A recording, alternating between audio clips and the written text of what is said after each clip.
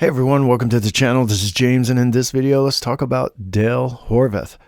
And in a world that has forced survivors to become monsters, just some dude in a fishing hat, he tried to keep his friends human, his group.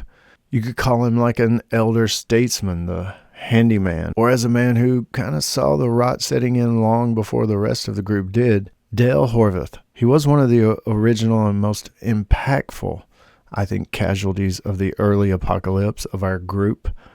But his pre-apocalypse life was pretty quiet.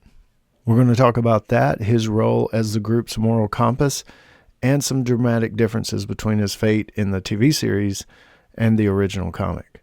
And there's been a few people ask for a Dale backstory video, but one person for sure has been asking for a couple years now, or longer maybe, so here it is. So before the dead started walking, Dale was a retired salesman in the comics, or a simple pensioner, as the show implied. But throughout his life, he spent his working years building toward a simple, beautiful retirement, traveling the country in his beloved RV with his wife, Irma. But tragedy happened, the kind you can't fight with a machete, and it was before the apocalypse. Irma died of cancer. And even before they could ever truly begin their journey in the RV, Dale was left alone. He was grief-stricken.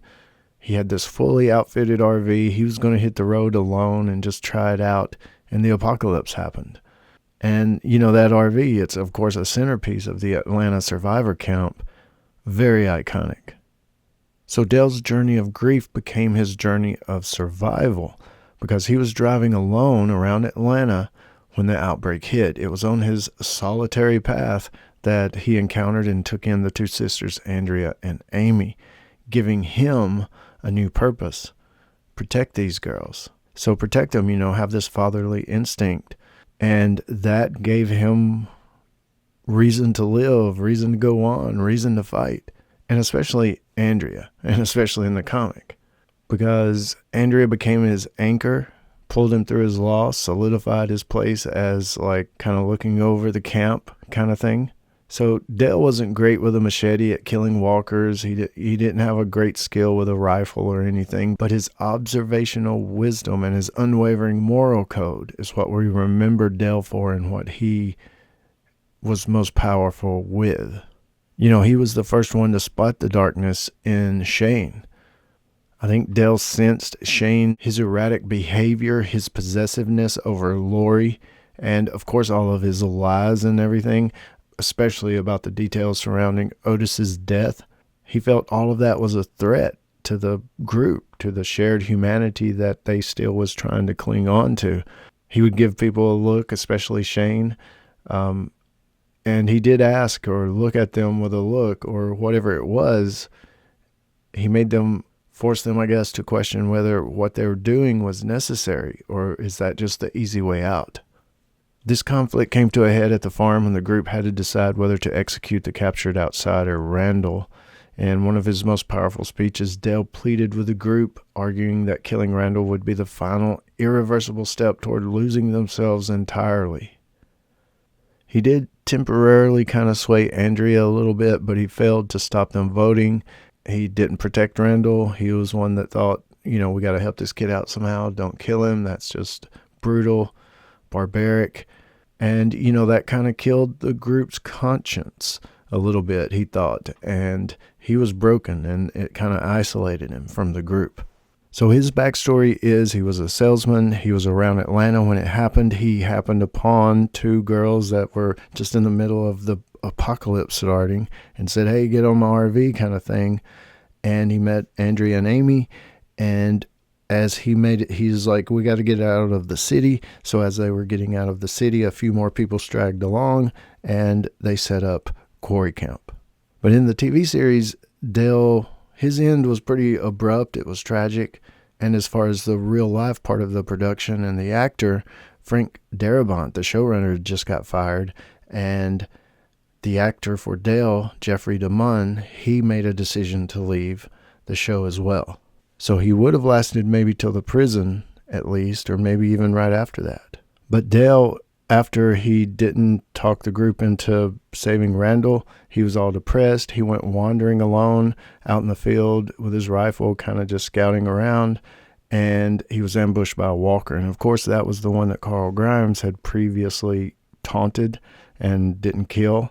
So the walker disembowels Dale. Daryl's forced to put him out of his misery, and his death was a big loss for the group. It was a harsh lesson about complacency and loss of innocence for Carl. So as you look back, as far as Carl, the walker was stuck. Carl messing with it got the walker unstuck. Would the walker have gotten unstuck if Carl hadn't have messed with it? Thus, would Dale have died? You know, those are all big questions, and it's hard to answer a lot of that. But in the comic, it's kind of darker. It's more drawn out. Comic Dale survives much longer. He makes it to the prison. He has a full romantic relationship with Andrea. Yeah, I know. Yes, he was older in the comic, just like he was in the show. He had a relationship with Andrea at the prison.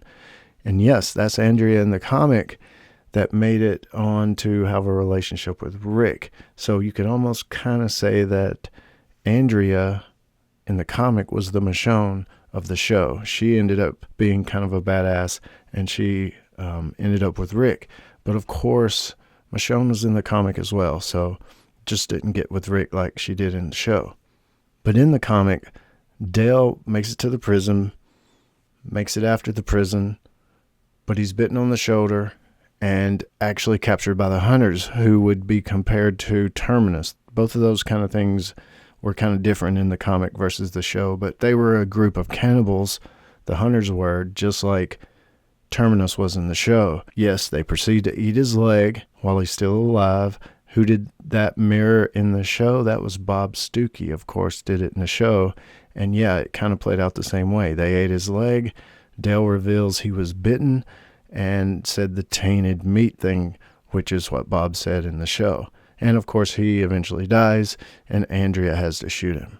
If Dale hadn't have died, would they have put Bob in that place? And what would have Dale, how would his story have played out anyway? We won't ever know. But whether it was in the TV show or the comic, Dale represented the best of the old world, even though this was a new world. And Shane kind of, had some sense about the way he was acting, if you look at it from that point of view, I guess. But Dale didn't want to let go. He refused to let go of the rules of the old world, the rules of civilization. Of course, the world around everyone had become just savage. His death, of course, especially in the show, marked a big turning point.